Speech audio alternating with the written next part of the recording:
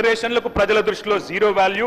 మూసీలో మీరు ముంచుతున్న ఇళ్లకు కాదు అధ్యక్ష, విశ్వసనీయత కోల్పోయిన మీ ప్రభుత్వానికి ఇవాళ ఈ ప్రజల దృష్టిలో జీరో వాల్యూ ఉందని మాట నేను విజ్ఞప్తి చేస్తా ఉన్నా అధ్యక్ష.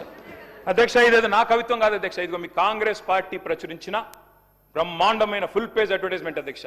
6 గ్యారంటీల మీద ఏం చెప్పారు అధ్యక్ష ఇందులో, నేను చదివినిపిస్తా అధ్యక్ష. ప్రతి కుటుంబానికి ఇగో ఫస్ట్ ఆఫ్ ఆల్ 100 రోజుల్లో నెరవేరుతుంది ప్రతి గ్యారంటీ.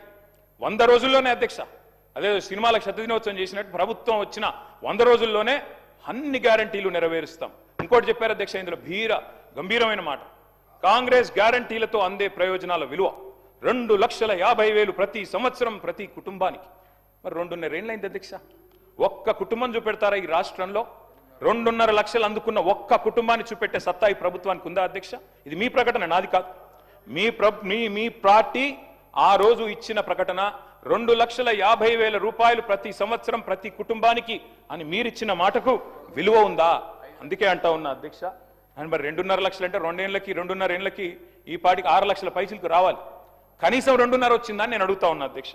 అధ్యక్ష నేను అనుకున్నాను మరి గవర్నర్ గారి ప్రసంగం ఈ 28 మాసాల ప్రభుత్వ వైఫల్యాలు సాకల్యాలు అన్నిటిని కూడా మరి యథార్థంగా సమీక్ష చేస్తారేమో, ఏమైనా చెప్తారేమో, ఏమైనా చిన్న చిన్న పొరపాట్లు ఎందుకంటే ప్రభుత్వం వచ్చినాక జరుగుతాయి, సర్దుకుంటారేమో, ఆత్మవిమర్శ చేసుకుంటారేమో, ఫలానా పొరపాటు జరిగింది కాదు భవిష్యత్తులో సవరించుకుంటామని చెప్తారేమో అనుకున్నాం అధ్యక్ష.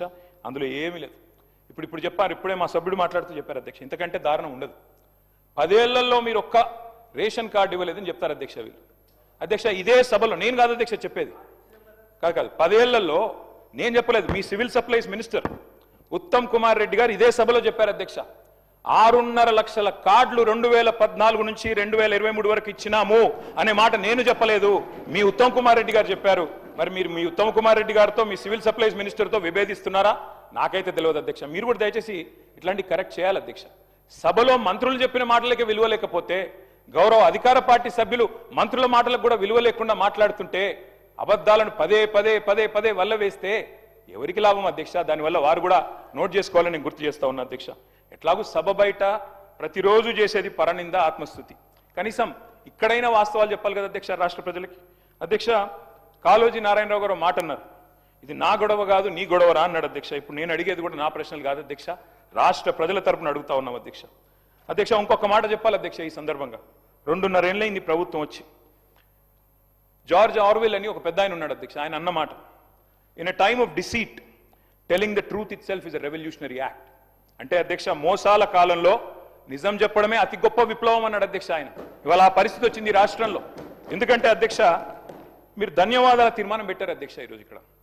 అధ్యక్ష ఈ ప్రభుత్వానికి ఎవరు ధన్యవాదాలు చెప్పాలి, ఎందుకు చెప్పాలి, దయచేసి ఆలోచించమని చెప్పి నేను కోరుతా ఉన్నాను. ఎవరు చెప్పాలి అధ్యక్ష?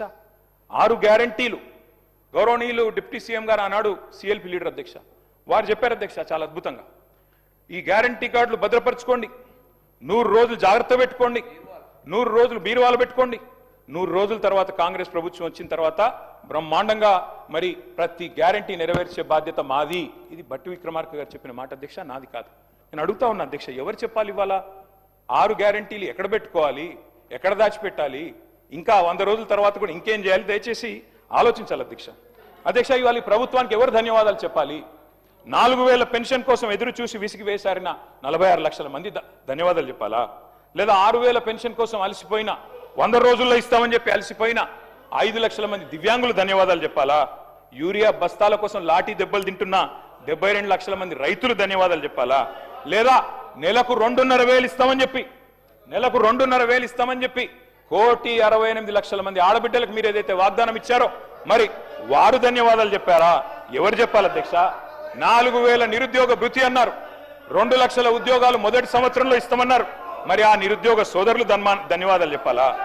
డిఏలు రాక, పిఆర్సీ లేక, బెనిఫిట్స్ అందక నరక యాతన పడుతున్న 10 లక్షల మంది ఉద్యోగులు, పెన్షన్దారులు, అవుట్ సోర్సింగ్ వర్కర్లు, వారు ధన్యవాదాలు చెప్పాలా?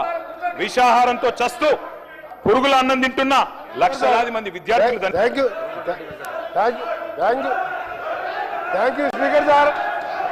స్పీకర్ సార్ తప్పకుండా మా గౌరవ సోదర శాసనసభ్యులు మా ప్రభుత్వానికి ధన్యవాదాలు చెప్పాలి. మీరు 10 ఏళ్ళు ఒక్క తెల్ల రేషన్ కార్డు ఇయ్యేందుకు మేము తెల్ల రేషన్ కార్డు ఇచ్చి సన్న బియ్యం ఇస్తున్నందుకు ఇవాళ 20,000 కోట్లతోని మా ఫైనాన్స్ మినిస్టర్ గారు ఇవాళ యంగ్ ఇండియా స్కూల్స్ పేరు మీద కుల మతాలకు అతీతంగా ఒక యంగ్ ఇండియా ఇంటర్నేషనల్ మోడల్లో ఇవాళ స్కూళ్లు కట్టి సగం స్కూల్ పూర్తిగా వస్తున్నందుకు ఇవాళ ఆర్టీసీలో